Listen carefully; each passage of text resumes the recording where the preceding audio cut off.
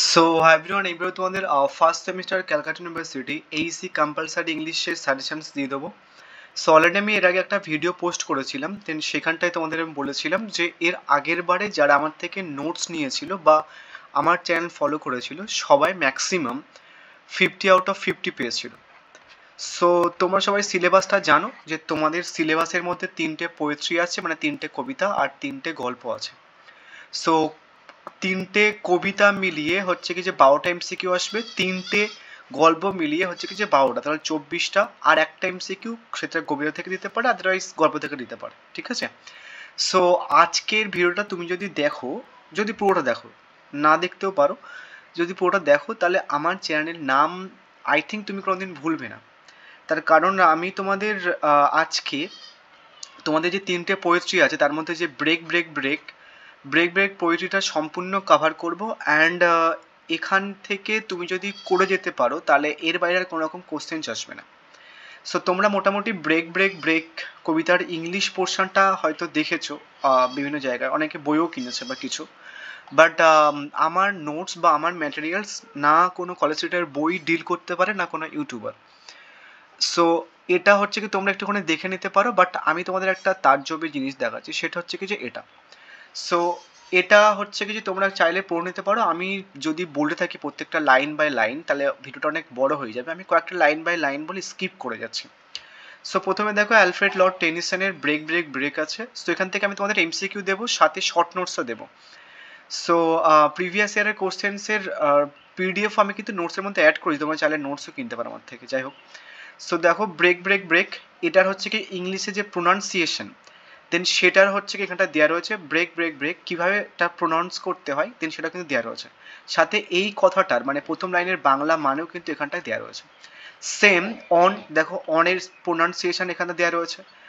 থাই, থাইয়ের pronunciation এখানে দেওয়া রয়েছে। কোল্ড, গ্রে, স্টোনস, ওসি, দেন প্রত্যেক কটা ওয়ার্ডের প্রোনাউন্সিয়েশন এখানটায় দেওয়া রয়েছে। সাথে এই লাইনটার বাংলা মিনিংও কিন্তু দেওয়া রয়েছে। এমনভাবে প্রত্যেক কটা লাইনের ইংলিশের প্রোনাউন্সিয়েশন, সাথে হচ্ছে কি যে প্রত্যেক কটা লাইনের বাংলা মিনিং কিন্তু দেওয়া রয়েছে। তুমি যদি এখান থেকে একটুখানি পড়ে নিতে পারো, আমি তোমাদের সব দিয়ে দিচ্ছি, এখান থেকে জাস্ট একটুখানি পড়ে নিতে পারো তাহলে কিন্তু হয়ে যাবে। দেখো প্রত্যেক কটা লাইনের হচ্ছে কি যে প্রত্যেক কটা লাইন এখানটায় শেষ হয়েছে।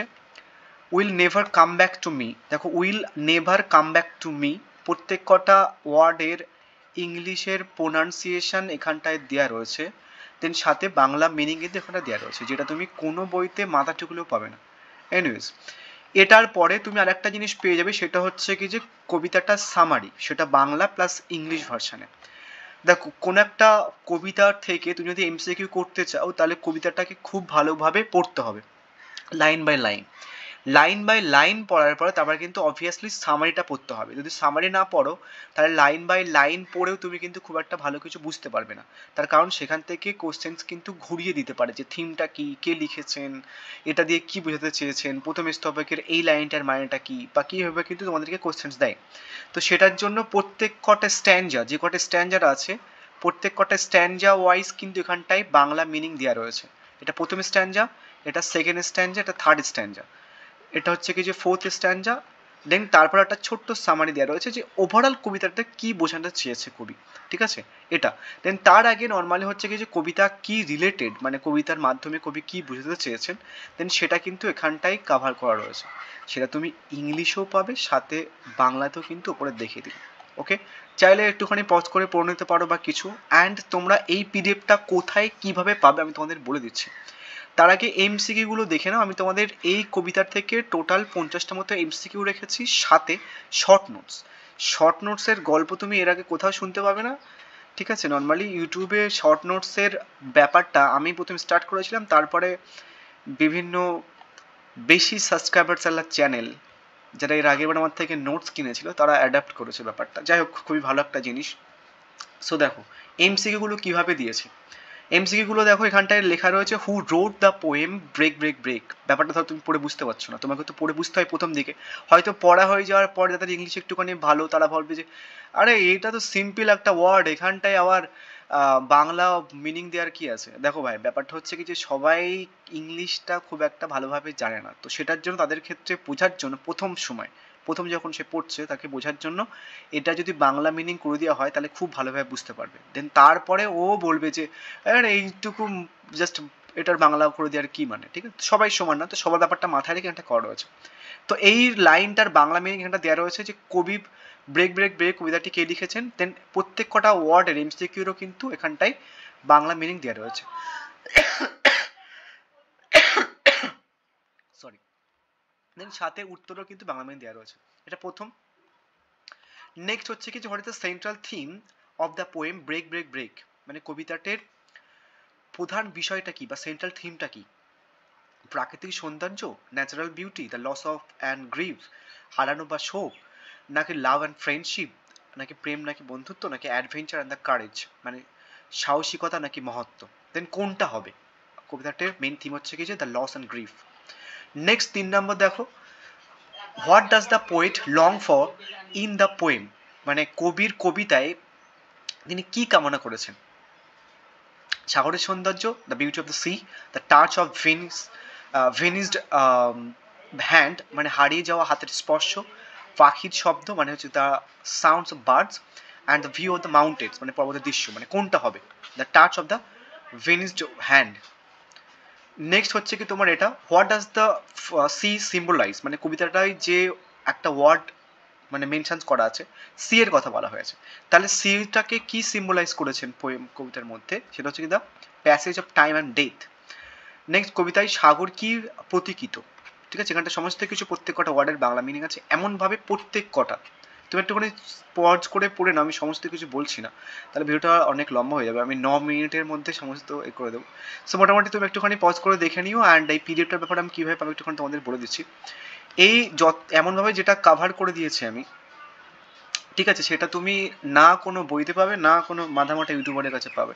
যাদের বেশি সাবস্ক্রাইবার তারা হচ্ছে কি দেখবে ম্যাক্সিমাম কোনো না কোনো বই তুলবে, দেন সেখান থেকে জাস্ট কপি করে দিয়ে দেবে। আমি তোমার কয়েকটা চ্যানেলের নাম নিতাম, বাট নাম নিতে হবে না, তোমার আমার চ্যানেলটা একটুখানি ঘুরলে বুঝতে পারছি কাদের কথা বলছি। সো দেখো একটা 15 একটা কোশ্চেন্স দিয়েছি যে what does the word stately mean in the context of the poem. তোমাদের কিন্তু কোন একটা পোয়েমের কোন একটা লাইনের কোন একটা ওয়ার্ড এর মানে কিন্তু জিজ্ঞাসা করতে পারে, তো সেটাও কিন্তু আমি এখানটায় মেনশন করে দিয়েছি, সেটার জন্য অতগুলো সরে সরে এসে এখানটায় পজ করলাম যে কবিতাটার পরিপ্রেক্ষিতে স্টেটলি শব্দটির মানে কি? গ্রেসফুল অ্যান্ড ম্যাজেস্টিক, ঠিক আছে? গ্রেসফুল অ্যান্ড ম্যাজেস্টিকের মানেটা কি? এটা হচ্ছে কিছু অন্ধকার এবং বিষণ্ণ, নাকি হচ্ছে কি তোমার সৌম্য নাকি মহিমাময়, নাকি ছোট নাকি নম্র, নাকি জোরালো নাকি ভয়ঙ্কর, দেন সেটাও কিন্তু এখানে দেওয়া রয়েছে। খুব সুন্দরভাবে নর্মালিটি কভার করা রয়েছে। আই থিঙ্ক তোমার কোনো খুব একটা অসুবিধা হবে না, এখান থেকে যতগুলো এমসিকিউ আসবে না কেন তোমরা কিন্তু লিখতে পারবে।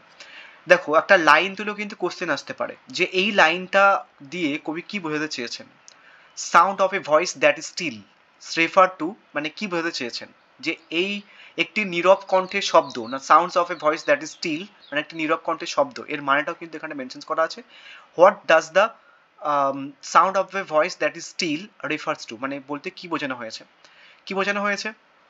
একটি নরম কণ্ঠ, নাকি ভয়েস দ্যাট ইজ সফট, নাকি সাইলেন্ট অর অ্যাবসেন্ট ভয়েস, নাকি এটা উইসপার, নাকি হচ্ছে কি দ্য সাউন্ড অফ নেচার, মানে একটি নরম কণ্ঠ, নাকি একটি নীরব বা অনুপস্থিত কণ্ঠ, নাকি একটা ফিস ফিস, উইসপার মানে ফিস ফিস করা প্রাকৃতিক শব্দ, দ্য সাউন্ড অফ নেচার কোনটা? একটি নীরব বা অনুপস্থিত কণ্ঠ, ঠিক আছে? সো এইভাবে আই থিঙ্ক তোমার বা ছোটবেলায় মানে দিদিমণি বোঝাতো না। এনিওয়েজ নেক্সট পরের প্রশ্ন দেখো, নিচের কোনটি কবির মনোভাবের সঠিক বর্ণনা? বলছে which of the following best describes the poet's mood in the poem. হচ্ছে কি যে মেলাঙ্কলিক ছিল, মানে কবিতাটা কবি যখন কবিতাটা লিখেছেন তার যে মনোভাবনা ছিল সেটা হচ্ছে বিষণ্ণ পরায়ণ, মেলাঙ্কলিক ছিল, ঠিক আছে? না জয়ফুল ছিল, না অ্যাংরি ছিল, নাকি হোপফুল ছিল, ঠিক আছে? দেন এটা 18। নেক্সট হচ্ছে কি এটা 19, নেক্সট হচ্ছে কি তোমার এটা 20, এটা 21, এটা হচ্ছে কি যে 22, এটা 23, 24, 25, 26, 27, 28, 29, 30, 31, 32, 33, 34, 35, 36, 37, 38, 39, 40, 41, 42, 43, 44, 45, 46,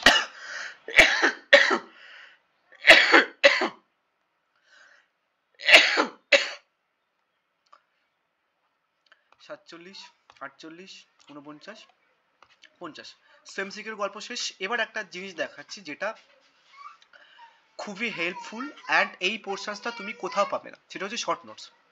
দেখো প্রথমটা কোশ্চেন রেখেছি আমি, দেখবে যে ব্রেক ব্রেক ব্রেক রোট, মানে break break break who wrote break break break, এটা ফুল কোশ্চেন ছিল, শর্ট নোটস বানিয়ে দিয়েছে দেখো কিভাবে, break break break wrote Alfred Lord Tennyson. So তোমার 50টা এমসিকিউ জাস্ট একটা A4 সাইজের পেজের মধ্যে ধরে গেছে। সো এই শর্ট নোটসটা তোমার পরীক্ষার সময় প্রচণ্ড কাজে দেবে। তার কারণ ধরো 50টা এমসিকিউ তুমি যদি নর্মালি হচ্ছে কি যে করতে চাও, মানে তুমি যদি প্রিন্ট আউট করতে চাও, তাহলে হচ্ছে কি যে দেখবে 50টা এমসিকিউ মোটামুটি 3-4 পেজ মতো হয়ে যাচ্ছে। এবার সেটা ইন্ডিভিজুয়ালি পড়া বা প্রত্যেক কটা এমসিকিউ ইন্ডিভিজুয়ালি পড়া কিন্তু চয়ের ব্যাপার। পরীক্ষার 15 মিনিট আগে তুমি যদি এরকম শর্ট নোটস বানিয়ে নিতে পারো তাহলে কিন্তু খুব সুবিধা হবে। জাস্ট নর্মালি 3 সেকেন্ডের মধ্যে সমস্ত এমসিকিউ জাস্ট চোখ বোলানো হয়ে যাবে, বা যে গোটা ইম্পর্টেন্ট এমসিকিউ সেগুলো চোখ বোলানো হয়ে যাবে। তো এই শর্ট নোটস কিন্তু বিশাল কাজে লাগে তোমাদের। তো শর্ট নোটস হচ্ছে কি তুমি না কোনো বইতে পাবে, না হচ্ছে কি যে কোনো ইউটিউবারের কাছে পাবে। এর প্রথম সেমিস্টারে আমি ইন্ট্রোডিউস করেছিলাম শর্ট নোটসে, দেন তারপরে অনেক ইউটিউব চ্যানেল আছে যারা হচ্ছে কি যে অ্যাডাপ্ট করেছিল এটা, বাট পরে যখন দেখছে যে আমি পোস্ট করছি না, তারপরে আর পোস্ট করছে না, ঠিক আছে। তো আমি অ্যাকচুয়ালি চাইলে 50টা এমসিকিউ তোমাদের 3-4টে ভিডিও দিতে পারতাম, বাট আমি তোমাদের একেবারে দিয়ে দিলাম কারণ তোমাদের পরীক্ষার সামনে। অ্যান্ড এই শর্ট নোটসটা হচ্ছে কি একটু স্ক্রিনশট মেরে নিতে পারো, আমি সবকটার শর্ট নোটস বলছি না, প্রচণ্ড কাজে লাগবে। বাট শর্ট নোটস বোঝার আগে তোমার কিন্তু অবভিয়াসলি এমসিকিউগুলো আগে পড়তে হবে, আদারওয়াইজ শর্ট নোটসের হাতামাতা কিছু বুঝতে পারবে না, ঠিক আছে। এটা হচ্ছে কি যে a the break break break wrote Alfred Lord Tennyson, main theme of the poem, তারপর হচ্ছে কি মেন থিমটা এখানে মেসেজ করা আছে, the poet longs for, then হচ্ছে কি এটা উত্তর, তারপর হচ্ছে কি যে repetition of the break symbolize, মানে বারবার যে ব্রেক ব্রেকটা রিপিট করা হচ্ছে, প্রথম লাইনে 3বার রিপিট করা হয়েছে, দেন তার মানেটা কি বা কি সিম্বলাইজ করা হয়েছে, কন্টিনিউয়াস সরো। নেক্সট হচ্ছে কি এরকমভাবে দ্য ফুড অফ দ্য থাই, দেন তারপর হচ্ছে কি একটা লাইন আছে, এটার মধ্যে কি বুঝিয়েছেন সেটা কিন্তু মেনশন করা আছে। এমনভাবে 50টার মধ্যে হচ্ছে কি তোমার এখানে শর্ট নোটস মেনশন করা আছে, ইট স্ক্রিনশট মেরে নিতে পারো, ঠিক আছে। নেক্সট ভিডিও বা নেক্সট কবিতা যদি এরকমভাবে চাও তাহলে হচ্ছে কি যে মোটামুটি 200 লাইক লাগবে, তারপরে নেক্সট পার্টটা পাবে। আদারওয়াইজ কিন্তু আমি জাস্ট নর্মাল অন্য ইউটিউবারদের মধ্যে 10টা-15টা করে এমসিকিউ পোস্ট করবো, অ্যান্ড শুধু ইংলিশে পোস্ট করবো, এমনভাবে পোস্ট করবো। So thank you.